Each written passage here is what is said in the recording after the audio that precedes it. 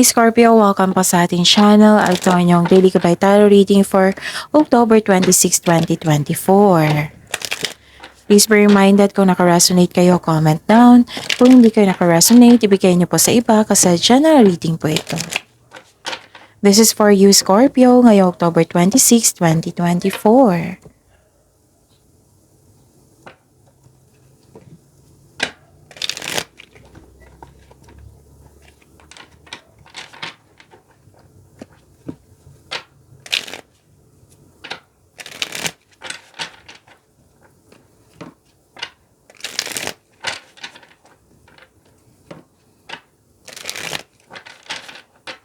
Para po ito sa inyo Scorpio ngayong October 26, 2024. Maraming salamat po sa inyong patuloy na suporta at maraming salamat din po sa mga hindi nag-skip ng ads. Gamitin ang video na ito bilang gabay lamang sa mga hindi pa nag-subscribe. Subscribe na po kayo at click bell notification para malaman nyo na may bago tayong video. Para sa mga gusto magpa-reading po, may lumabas dyan sa screen nyo ngayon. Panoorin nyo po at sundin ang instruction. Calling the attention sa mga suki ko dito na Scorpio. Open na po inyong monthly Gabay Tarot reading for November 2024. May 6 months from now reading tayo at love life reading po. So message me, Scorpio, for schedule. Maraming salamat po. Spirits guide, mga ganap po para kay Scorpio ngayong October 26, 2024. I need 3 cards po.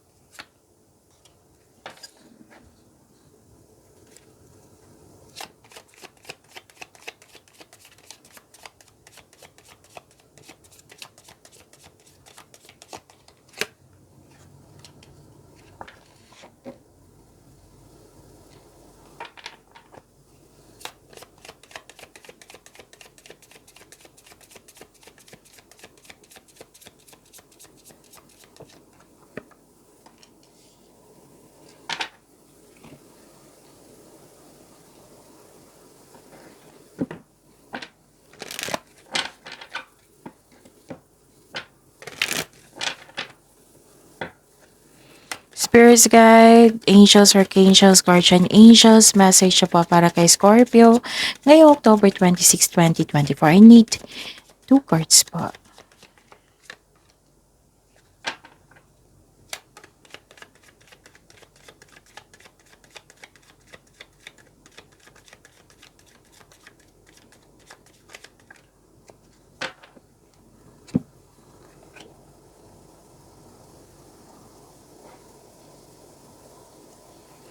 Okay, Scorpio.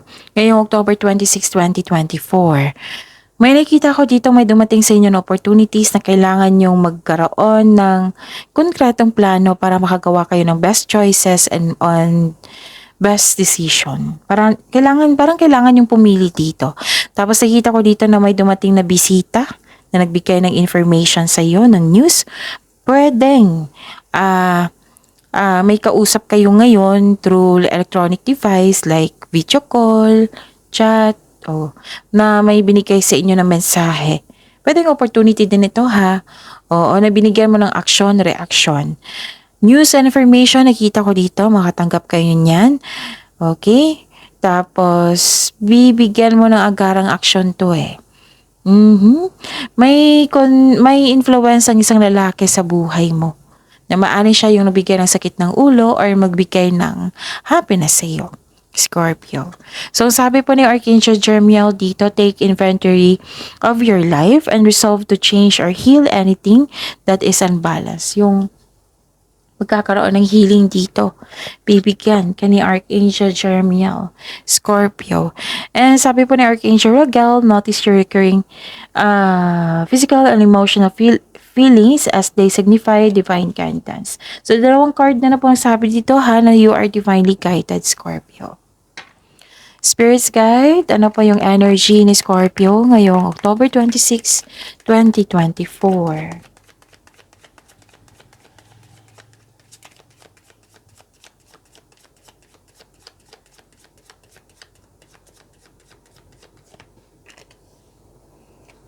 And the clarification of this card po.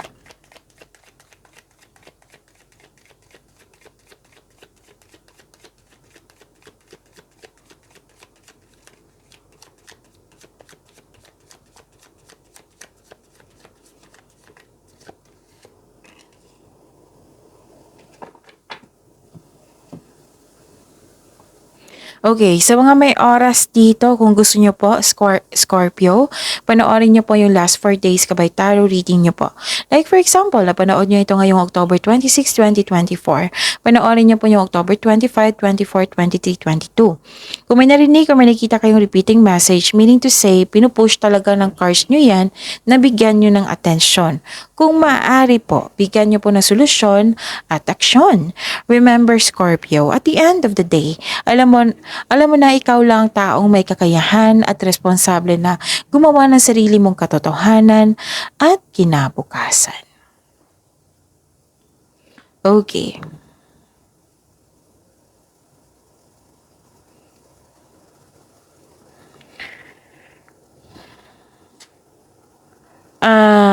Nakikita ko dito na nagkaroon ng disbalanse, nagkaroon ng hindi pagkakasundo sa isang tao, nagkaroon ng conflict of interest, naging impatient po kayo, naging hindi yung stable yung emotions mo.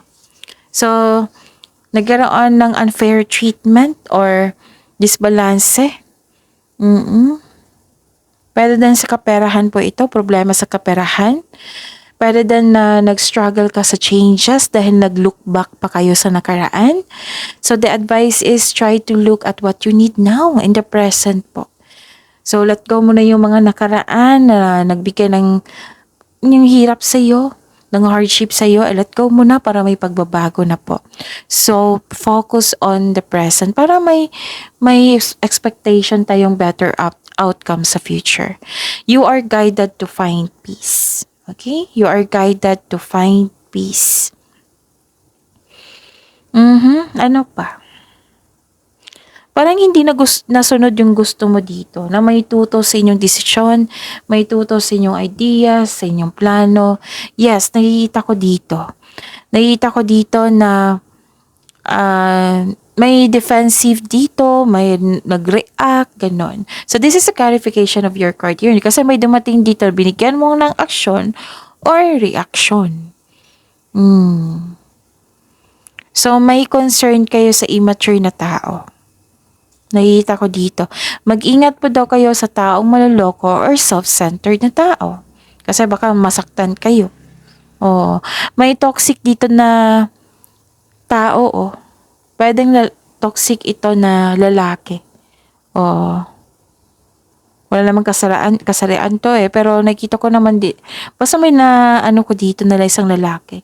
Kasi may lalaki din dito, may lalaki din dito. So, maaari. This is a sign na may toxic kayong kasamahan dyan or may tao dito na immature na matigas ang ulo, ayaw makinig. Mabilis din siyang mag-react or sobrang defensive.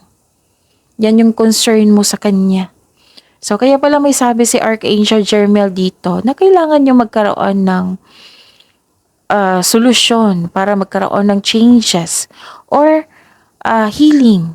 Kasi magkakaroon niya ng healing pagtanggap sa nangyari na, embrace, let go, move forward, forgiveness, syempre kasama dyan, at magkakaroon niya ng healing process. Matanggal ang healing process po, pero at least nasimulan nyo na. Okay? So, yun. Please don't worry kasi you are divinely guided. Spirit's guide.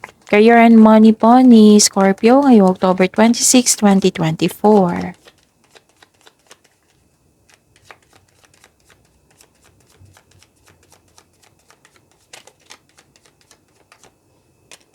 Sa career and money nyo to ha, clarification po.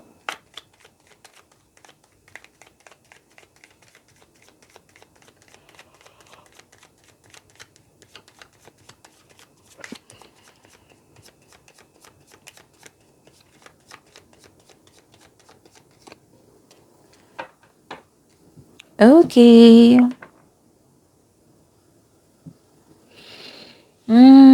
Ano ito? Okay. Nakikita ko dito, this is good. Kasi kung dati, sobrang rush nyo. Nasobra sa trabaho. Kasi full of movement to Ngayon, you're slowing down. Nag-exercise ka sa iyong patience. Kasi nagkaroon ng delay. Pwede din nag-exercise kasi kayo sa patience kasi may dalawang card dito na may kausap kayo na matigas ang ulo. Nahirapan kayo. So, nagpasya kayo na magbigay kayo ng pasensya. Pwede din delay sa hinihintay mo. So, yun. Ah, itong delay na ito, they are divinely timed to highlight an important realization, something you need to recognize bago ka magpatuloy sa iyong gawain. So, yun. Example, like, for example, may parating sa inyo. Nagkaroon lang ng delay. Kasi may gustong ipaalam sa inyo ang universe na may dapat kang i-realize. Para sa pagdating ng delay na ito, magagamit mo siya ng tama para tuloy-tuloy. Oh. So this lack of movement, maraming ano yan ha, maraming instances, maraming anong tawag nito? Iba-iba kasi kayong sitwasyon ngayon eh. Basta may delay, they are divinely timed na kailangan nyo munang magkaroon ng realization or awakening.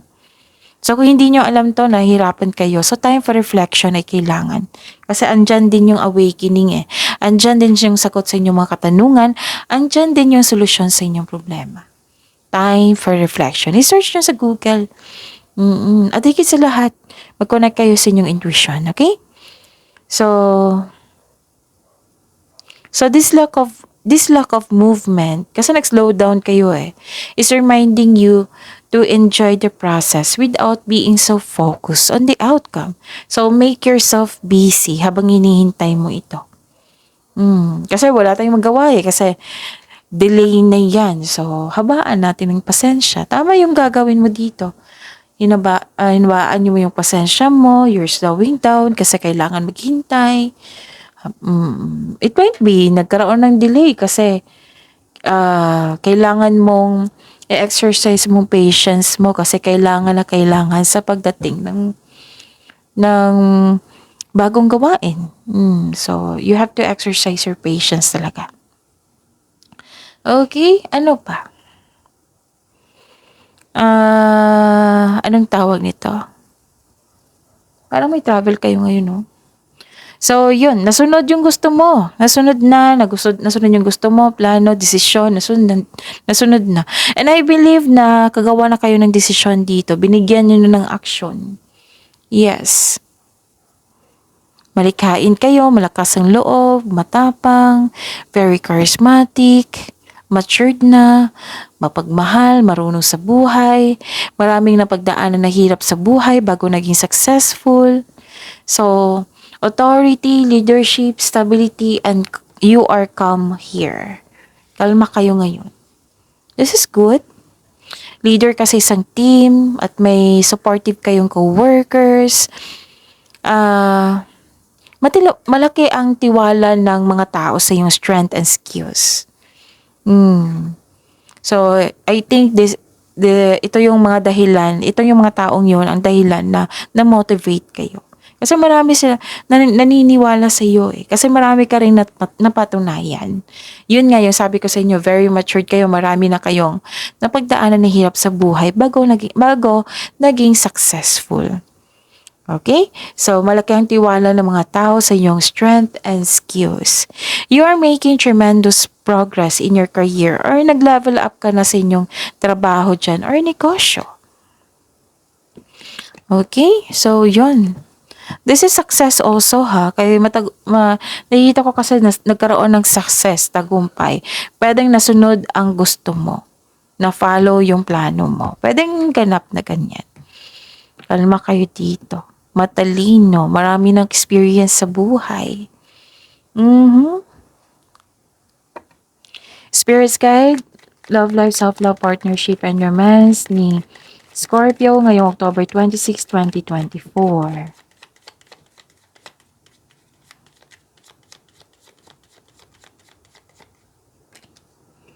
The clarification of this card po.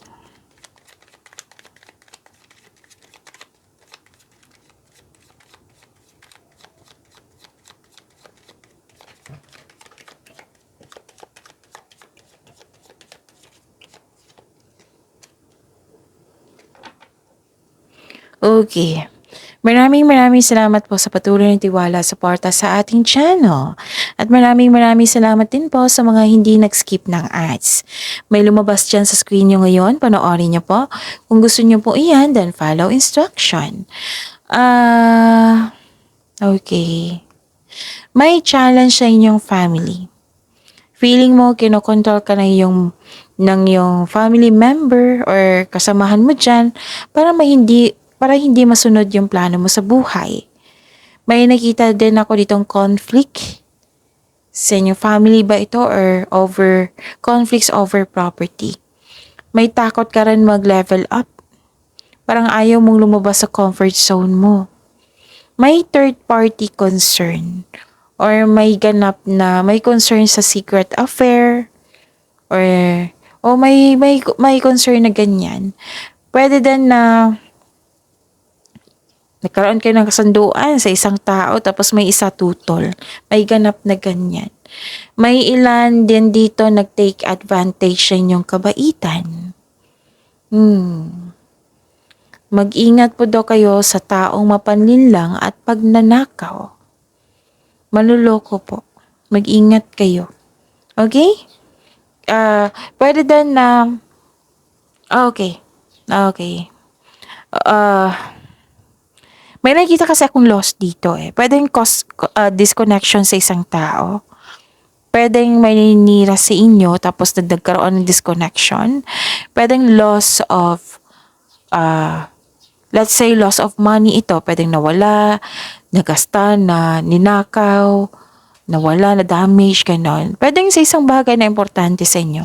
Or pwede din na may ganap na you're breaking with tradition. Like magbukod kayo without kasal.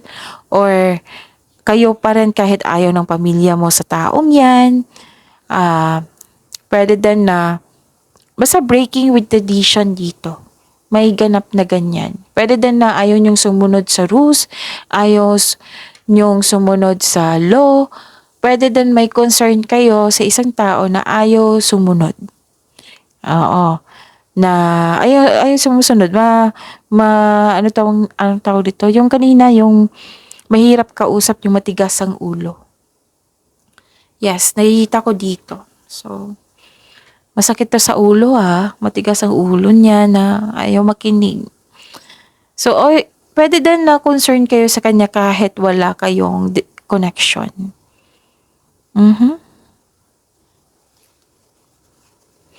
Wow, this is victory, this is recognition. May magandang balita na parating or may bagay na matutupad. May good news po na parating sa inyo after a period of struggle. Feeling proud kayo ngayon sa accomplishment nyo, in-acknowledge mo yung success, at may matatanggap kayong recognition, yung papuri from other people. Nagsumikap ka at deserve mo itong tagumpay, so allow yourself to shine in this moment. Good news po is coming good news is coming related to your home or personal life. And yun. Actually, nakita ko dito matibay ang inyong connection sa isang tao or relasyon. Maaring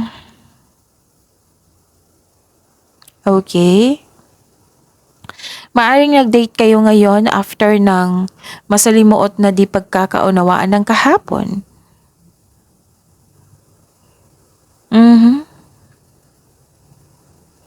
Sa mga single po, kasi nagkaroon ng hindi pagkaunawaan dito, di ba?